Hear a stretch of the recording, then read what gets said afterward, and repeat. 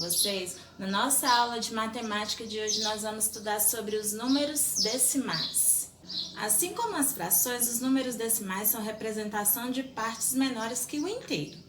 Então, nós temos essa classificação aí dos números decimais. Observe aí no livro de vocês a representação dos números decimais no quadro de ordens.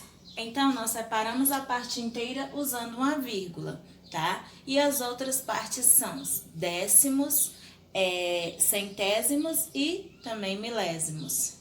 A maioria da situação que envolve números no nosso cotidiano, nós utilizamos os números decimais. Igual, no nosso dinheiro, nós utilizamos a vírgula, né? Então, eu tenho R$12,50. Então, nós separamos o quê?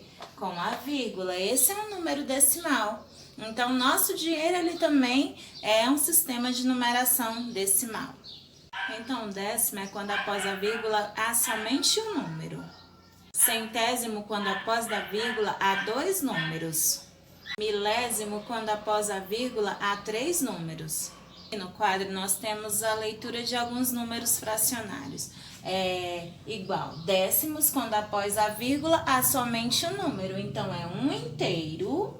Nós temos um inteiro. Se fosse 2, seriam 2 inteiros. Aqui nós temos um inteiro e 3 décimos, tá? Tem que acrescentar o décimo. Quando após a vírgula há somente um número, décimos, 2 números, centésimos, 3 números, milésimos. Então, aqui nós temos 1,27. Então, é um inteiro e 27 centésimos e assim por diante.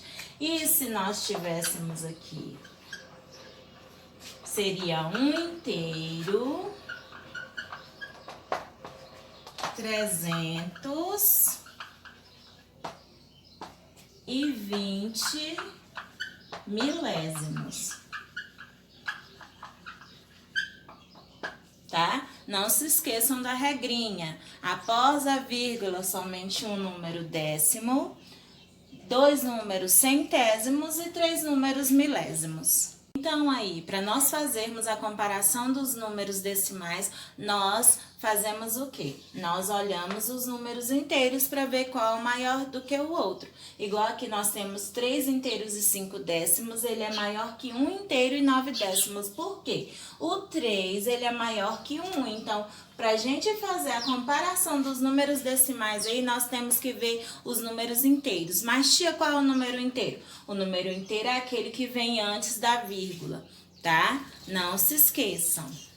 Então, nós temos aí o sinalzinho de maior que e menor que, né? Lembrando que quando eu te explicou boquinha aberta para o número é porque o número é maior, boquinha fechada para o número é porque o número é menor. Então, vamos aí para a página 109 nas atividades. Escreva por extenso, nós temos aí um inteiro, 34 centésimos. Lembrando que 2 números, né? Centésimo, um número décimo e 3 números milésimos. E assim por diante você vai fazer por extenso aí.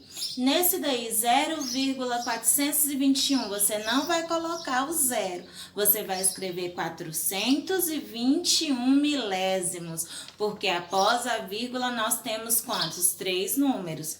E na número 2, observe a figura e depois responda. Vamos voltar novamente para a fração, né? Porque os decimais também, eles têm a comparação como se fosse uma fração.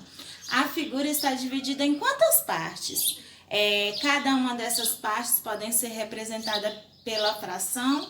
Qual a fração que essas partes podem ser representadas? A parte colorida da figura é representada pela fração. Ou simplificando, quando é simplificada, a fração deu 4 décimos. Você vai simplificar e você dividir até chegar o número menor, se lembram? E considerando as 10 partes como inteiro, podemos representar a parte pintada em forma decimal da seguinte forma. Como é que nós podemos representar a forma decimal aí? Tá? Você vai colocar a forma decimal dessa figura. A figura é 4 décimos, então é 0,4, tá? A representação decimal dessa figura. Escreva em ordem crescente as séries de números racionais. Nós temos aí 0,7, 0,3, 0,1, tá? Você vai escrever em ordem crescente esses números aí, tá? Tá vendo que eles estão todos embaralhados? Você vai colocar crescente, então do menor para o maior em todos os quadros. E na número 4, observe as balanças, circule a mais pesada e risque a mais leve. E aí na página 110 da nossa atividade do livro de matemática, na número 5, observe as cédulas e moedas e escreva os valores usando números decimais. Nós temos aí uma cédula de R$20, uma de 2 e uma moeda de 50 e uma de 25. Quanto que deu aí essa representação, gente? Ó, R$22. Não se esqueça do R cifrão. R$22,75. Essa é a representação decimal desses valores aí, tá? E assim por diante você vai fazer nas outras. Não se esqueçam de colocar o R cifrão, tá? E na número 6, leia e responda. Guilherme, ele tem 1,77 metros de altura e Lucas tem 1,67 metros de altura. Quem é mais baixo dos dois? Quem é o mais baixo? Cássia comprou 17,53 metros de tecidos. Ilone, 17,52 metros. Qual delas comprou mais tecido? Agora, circule o maior número decimal de cada letra. Igual na letra A, nós temos 0,2, 2,8 e 3,7. Qual é o maior número decimal dessa faixa aí da letra A? 3,7, né? E assim você vai fazer com os outros, o decimal maior. E na número 8, em nosso sistema de numeração, no conjunto dos números inteiros, o zero escrito à esquerda de qualquer número não tem valor, ou seja, não altera o número.